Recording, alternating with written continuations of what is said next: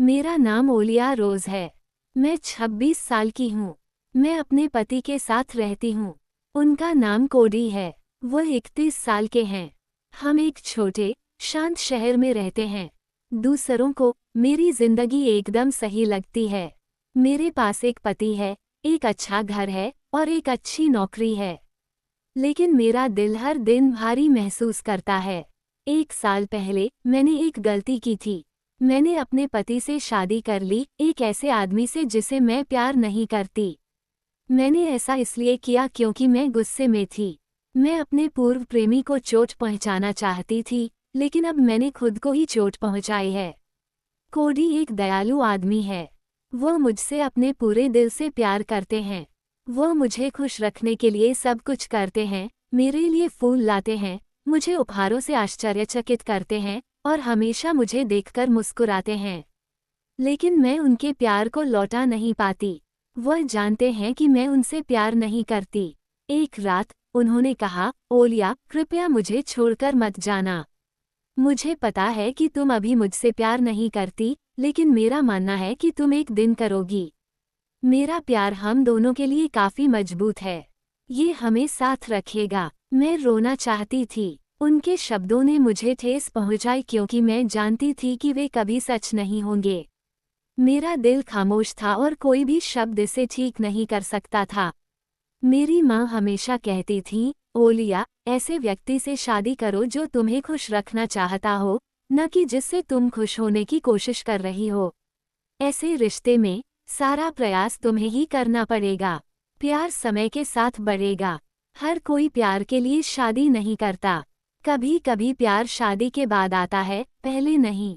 तुम्हें धैर्य रखना होगा। लेकिन मुझे लगता है जैसे मैं एक झूठ जी रही हूँ।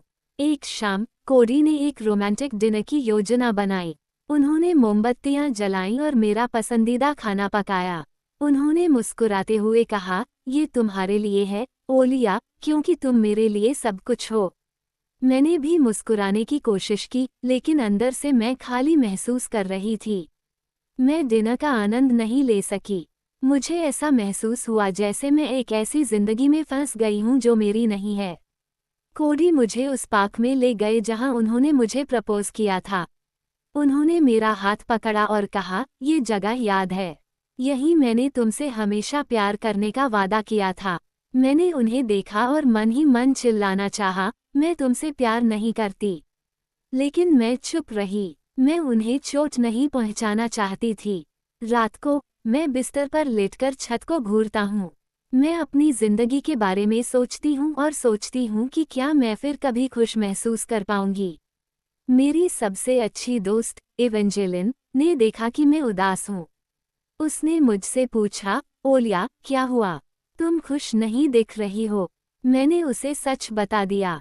एवेंजेलिन ने कहा, ओलिया, शायद तुम्हें और कोडी को कुछ समय अलग रहने की जरूरत है। एक ब्रेक लो और देखो तुम्हें कैसा महसूस होता है। लेकिन मुझे पता था कि इससे कोई मदद नहीं मिलेगी। मेरी समस्या समय नहीं थी, यह मेरा दिल था। मैंने एक बार कोडी को ये बताने की कोशिश की कि मैं कैसा महसूस करती हूँ। मैंने कहा, कोडी, मुझे हमारे बारे में बात करनी है।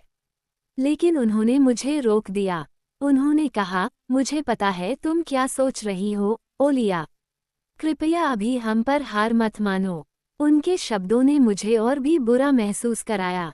वो उम्मीद से चिपके हुए थे, लेकिन मेरे पास कोई उम्मीद बाकी नहीं थी। एक दिन कोडी ने मुझसे पूछा, ओलिया, क्या तुम बच्चा चाहती हो? मुझे लगता है कि यह हमें और करीब लाएगा। मैं जम गई। जिसे मैं प्यार नहीं करती, उसके साथ बच्चा पैदा करने का विचार मुझे डरा रहा था। मैंने उनसे कहा, नहीं कोडी, मुझे नहीं लगता कि मैं तैयार हूँ। वह दुखी दिखे, लेकिन उन्होंने जोर नहीं दिया। उन्होंने मुझ पर दबाव नहीं डाला। मुझे लगता है जैसे मैं इस शादी में डूब रही हूँ। मैं वह पत्नी नहीं बन सकती जिसकी कोडी को जरूरत है। मुझे हर दिन अपराधबोध होता है। कभी कभी मैं सोचती हूँ कि अगर मैं उन्हें छोड़ दूंगी तो लोग क्या कहेंगे? क्या वे मुझे जज करेंगे? क्या वे सोचेंगे कि मैं मतलबी हूँ? एक रात मैंने एक छोटा बैग पैक किया। मैं जाना चाहती थी, लेकिन जब मैंने कोडी को सोते हुए देखा तो मैं ऐसा नहीं कर सकी। वो इतने शांत दिख रहे थे और मुझे छोड़ने के बारे में सोचने पर मैं खुद को एक राक्षस जैसा महसूस कर रही थी। अगली सुबह कोडी ने मेरे लिए कॉफी बनाई। उन्होंने मुस्कुराते हुए कहा, ओलिया, मुझे हम पर विश्वास है। हम इसे सफल बना सकते हैं। उनके शब्दों ने मेरे दिल को और भी तोड़ दिया। मैं कभी कभी अपने कमरे में बैठकर रोती हूँ। मैं खोई हुई महसूस करती हूँ। मुझे नहीं पता कि अपनी जिंदगी को कैसे ठीक करूँ। कभी कभी मुझे लगता है कि मेरे पति मुझ पर चिल्लाएंगे, मुझसे वापस प्यार न करने के लिए नाराज होंगे, लेकिन वह कभी नहीं चिल्लाते। मैं जानती हूँ कि वह दुखी महसूस करते हैं। मैं जानती हूँ कि उन्हें चोट लगी है। कोडी इसके लायक नहीं है। वह एक अच्छे आदमी हैं, लेकिन मैं उन्हें वह प्यार नहीं दे सकती जिसकी उन्हें ज़रूरत है। एक सप्ताहांत कोडी मुझे समुद्र तट की यात्रा पर ले गए। उन्होंने कहा, शायद समुद्र तुम्हें बेहतर महसूस करने में मदद करेगा। हम रेत पर चले, लेकिन मुझे कुछ महसूस नहीं हुआ। समुद्र की सुंदरता ने मेरे दिल को नहीं छुआ। यात्रा के बाद एवेंजेलिन ने मुझे फ़ोन किया। उसने पूछा, क्या इससे मदद मिली, ओलिया? मैंने उसे बताया, नहीं, किसी भी चीज़ से मदद नहीं मिल रही थी। मैं हर दिन अपने भविष्य के बारे में सोचती हूँ। मैं जानती हूँ कि मैं हमेशा ऐसे नहीं जी सकती, लेकिन जाना बहुत मुश्किल लगता है। कोडी अब भी कोशिश कर रहे हैं। वह छोटे छोटे आश्चर्यों की योजना बनाते हैं और मुझे प्यारे नोट्स लिखते हैं।